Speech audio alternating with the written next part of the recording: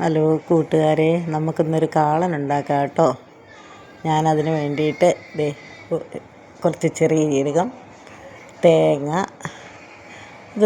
ഒരു ചെറിയ തേങ്ങയുണ്ട് കേട്ടോ. ഞാനൊരു അര ലിറ്റർ തൈരിൻ്റെ കാളനാട്ടോ ഉണ്ടാക്കുന്നത്. അപ്പോൾ തേങ്ങ നമുക്ക് മിക്സിയുടെ ജാറിലേക്ക് ഇട്ടു. ഒരു 10 അല്ലി വെളുത്തുള്ളി, ഒരു ഇടത്തരം, ഒത്തിരി വലുതല്ല, ഇന്ന് തീരെ ചെറുതുമല്ലാത്തൊരു 10 അല്ലി വെളുത്തുള്ളി, പിന്നെ ഒരു സ്പൂണ് ചെറിയ ജീരകം, ഒരു ചെറിയ സ്പൂണ് മതി കേട്ടോ, ചെറിയ ജീരകം ഇങ്ങനെ ഇട്ട് കൊടുത്തിട്ട് നമുക്ക് ഈ അരപ്പൊന്ന് ആദ്യം ഉണ്ടാക്കിയെടുക്കാം കേട്ടോ. ഇത് ഇട്ട് ഒന്ന് അരച്ചെടുക്കട്ടെ, പാകത്തിന് വെള്ളവും ചേർത്ത് അരച്ചെടുക്കട്ടെ. അരപ്പ് ഇവിടെ റെഡി ആയിട്ടുണ്ട്. നല്ല പോലെ അരയ്ക്കണം കേട്ടോ. ചട്ടി അടുപ്പിൽ വെച്ചു, പാകത്തിന് നമ്മുടെ ഇഷ്ടത്തിന്. അത് ഒത്തിരി എണ്ണ ഒഴിക്കണ്ട, കുറച്ച് എണ്ണ ഒഴിച്ച് കൊടുത്ത് നമുക്ക് എണ്ണ ചൂടായി വരുമ്പോഴത്തേനും അതിലേക്ക് ഇച്ചിരി ഉലുവ ഇട്ട് കൊടുക്കാം. ഉലുവ ഒരു ഇച്ചിരി, ഒത്തിരി ഒന്നും വേണ്ട, ഒരു അര സ്പൂൺ ഉലുവ ഒന്ന് പൊട്ടി മൂത്ത് വരുമ്പോഴത്തേനും അതിൻ്റെ കൂടെ നമുക്ക് കടുകും കൂടെ ചേർത്ത് കൊടുക്കാം കേട്ടോ. കടുകും കൂടെ ഇട്ട് കൊടുത്ത് അതും പൊട്ടി വരുമ്പോഴത്തേനും കടുക് ഇട്ട് കൊടുത്തിട്ടുണ്ട്. കടുകൊന്ന് മൂത്ത് വരട്ടെ, പൊട്ടി വരട്ടെ. അതിനുശേഷം നമുക്കതിലേക്ക് ഞാനൊരു ചെറിയ സവോളയാട്ടോ അരിഞ്ഞ് വെച്ചേക്കണേ. ഒരു ചെറിയ സവോള അതിട്ട് കൊടുക്കാം. 4 പച്ചമുളക് കേട്ടോ, 4 പച്ചമുളക്, അറ്റമുള്ള 4 പച്ചമുളക് ഇട്ട് ഒരു ചെറിയ സവോളയും. ഞാനിതിൽ ഏത്തക്കയോ ചേനയോ ഒന്നും ചേർക്കുന്നില്ല, ഇതൊന്നും ചേർക്കണ്ട. അല്ലാതെ തന്നെ നമുക്ക് നല്ല പെട്ടെന്ന് ആർക്കായാലും ഉണ്ടാക്കിയെടുക്കാൻ പറ്റുന്ന ഒരു കാളെന്നൊക്കെ പറയുമ്പോൾ അത് ചേർക്കണം ഇത് ചേർക്കണം എന്നൊക്കെ നമ്മൾ ഓർക്കില്ല, അതൊന്നും വേണ്ട. ഇത് ഇങ്ങനെയൊന്ന് ഉണ്ടാക്കി നോക്കിക്കേ, നല്ല കറിയായിട്ട് വരും.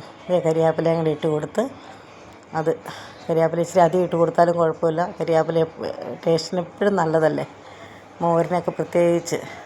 ഞാനിതിൽ ഇഞ്ചിയൊന്നും ചേർക്കുന്നില്ല കേട്ടോ. ഇഞ്ചിയുടെ ഒന്നും ചുവ ഈ കാളൻ എനിക്കത്ര ഇഷ്ടമല്ല, അതുകൊണ്ട് ഞാൻ ചേർക്കുന്നില്ല. ഇഞ്ചിയുടെ ചുവ ഇഷ്ടമുള്ളവർക്ക് ഇച്ചിരി ചേർത്ത് കൊടുത്താലും കുഴപ്പമില്ല. അത് അരപ്പൊക്കെ ആയിട്ടുണ്ട്. ഈ സവോള ഒരു ബ്രൗൺ കളറിലേക്ക് ആകണം കേട്ടോ. പാകത്തിന് ഉപ്പ് ഇട്ട് കൊടുക്കുക. ഞാനൊരു 2 സ്പൂൺ ഉപ്പിട്ട് കൊടുത്തിട്ടുണ്ട്. ഈ ഉപ്പിട്ട് കൊടുക്കുന്ന സവോള പെട്ടെന്നാകാൻ വേണ്ടിയിട്ടാണ് കേട്ടോ. സവോളയൊന്ന് നന്നായിട്ട് ഒരു ചെറിയ ബ്രൗൺ കളറാവണം, എന്നാലേ കൊള്ളാവുള്ളൂ. അല്ലെങ്കിൽ സവോള കടിക്കും കാലിനകത്ത്. ഇത് സവോള നമ്മൾ ചേർത്തിട്ടുണ്ടെന്ന് അറിയ പോലുമില്ല. അങ്ങനെ സവോള മൂത്തിട്ടുണ്ടെങ്കിൽ കരിയരുത് കേട്ടോ. കരിയാത്ത രീതിയിൽ ബ്രൗൺ കളറായ നമ്മൾ ഈ നെയ്ച്ചോറിനൊക്കെ വറുത്ത് ചേർക്കുന്നതിൻ്റെ അത്രയും വേണ്ട, അതിൽ ഇച്ചിരിയോടെ കുറച്ച്. ഞാനൊരു ശകലം മുളക് പൊടി ഇട്ടിട്ടുള്ളൂ കേട്ടോ.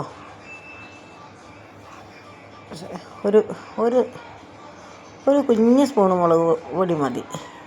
ഒരു സ്പൂണ് മഞ്ഞൾപ്പൊടി,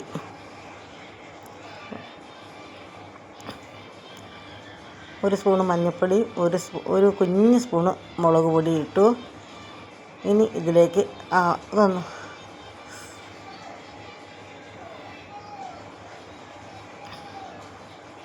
മുളക് പൊടിയും കൂടി ചേർത്ത് നമുക്കിനി ഇതിലേക്ക് നമ്മൾ അരച്ച് വെച്ചേക്കുന്ന അരപ്പിട്ട് കൊടുക്കാം കേട്ടോ. അരപ്പും കൂടി ഇട്ട് കൊടുത്ത് അരപ്പ് നല്ലോണം ഒന്ന് മൂക്കണം, ശരിക്കും മൂക്കണം. അന്നേരത്തേനും നമുക്ക് എന്നാ ചെയ്യാം, ഇതിനെ നമ്മൾ അരച്ച് വെച്ചേക്കുന്ന അരപ്പൊന്ന് കഴുകി ആ പാത്രം മിക്സിയുടെ ജാറ് കഴുകിയ മാത്രം വെള്ളം ഞാൻ ഇതിനകത്ത് ചേർക്കുന്നില്ലോട്ട്. വേറെ വെള്ളം ഒന്നും ചേർത്താൽ കൊള്ളൂല, കാളിന് വെള്ളം ചേർക്കണ്ടല്ലോ ഒത്തിരി. അപ്പോൾ ആ പാത്രം കഴുകിയ അരപ്പ് പോകാതിരിക്കാൻ വേണ്ടിയിട്ട് അരപ്പ് കഴുകിയ വെള്ളം മാത്രം ഞാൻ അതിലോട്ട് ഒന്ന് ഒഴിക്കുന്നുള്ളേ. വേറെ വെള്ളം ഒന്നും ഞാൻ ചേർക്കുന്നില്ല കേട്ടോ. ഇത്രയും മതി. ഇനി ഈ അരപ്പൊന്ന് മൂപ്പിച്ചെടുക്കണം. ഇച്ചിരി ഒന്ന് അരപ്പ് നല്ലോണം തിളപ്പിച്ച് ഒന്ന് വരണ്ട് ഒരു പരുവത്തിനായി വരുമ്പോഴത്തേനും നമുക്ക് തൈര് ചേർക്കണത് എങ്ങനെയാണെന്ന് വെച്ചാൽ തൈര് അടിച്ച് ചേർക്കുകയാണ് നല്ലത്. തരിയൊന്നും ഇല്ലാത്തതാണെങ്കിൽ അടിച്ചില്ലെങ്കിലും കുഴപ്പമില്ല. അല്ലെങ്കിൽ തൈരൊന്ന് അടിച്ച് ചേർക്കുകയാണ് നല്ലവണ്ണം നല്ല ഇതായിട്ട് കിട്ടും. എന്നുവെച്ചാൽ ഈ അരപ്പ് പോലെ ഒരു തരി പോലെ ഇല്ലാതെ കിട്ടണം. എന്നാലേ കാളം നല്ലത്. ആ തരി ഉണ്ടായാൽ കൊള്ളത്തില്ല.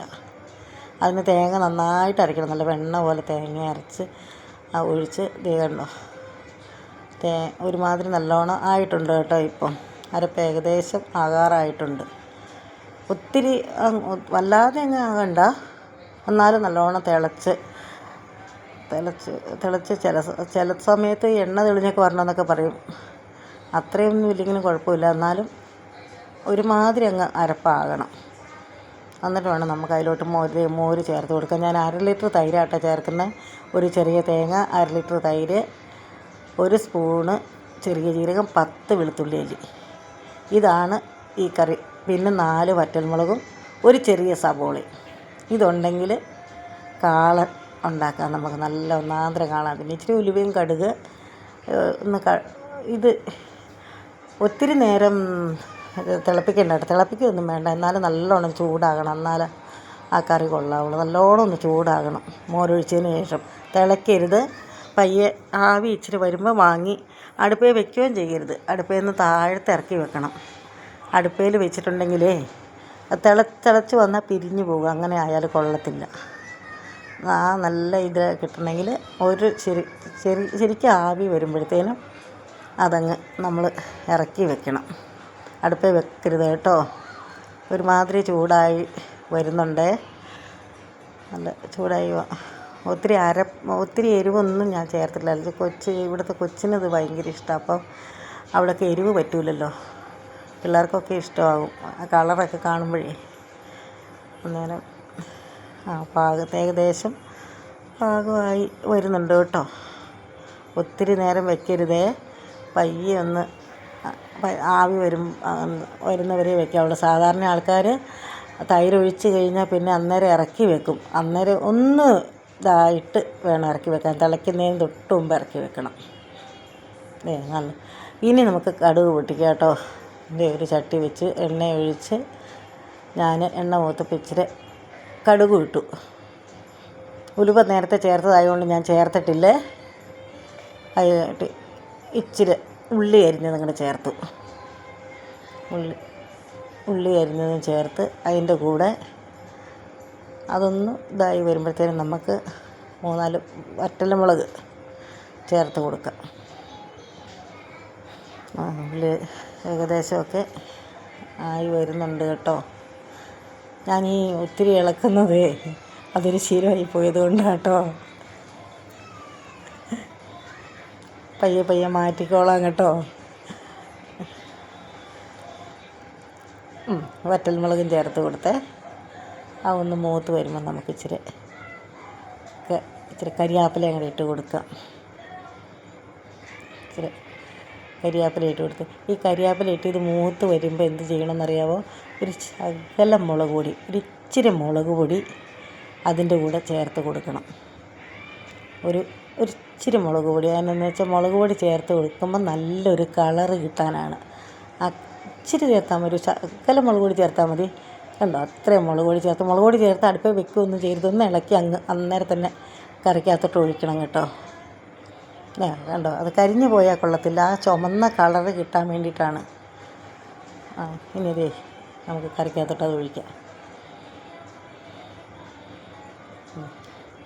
കണ്ടോ, ഒഴിച്ച് നല്ല വേണ്ടില്ല. നല്ല മഞ്ഞ കറി, ആ ചുമന്ന കളറും കൂടെ എല്ലാം കൂടെ ആയിട്ട് വരുമ്പോൾ നല്ല സൂപ്പർ ടേസ്റ്റും കേട്ടോ. നിങ്ങളെല്ലാവരും ഇത് സബ്സ്ക്രൈബ് ചെയ്ത് ലൈക്കും ചെയ്ത് എല്ലാവരും എന്നെ ഒന്ന് പ്രോത്സാഹിപ്പിച്ച് വിടണേ.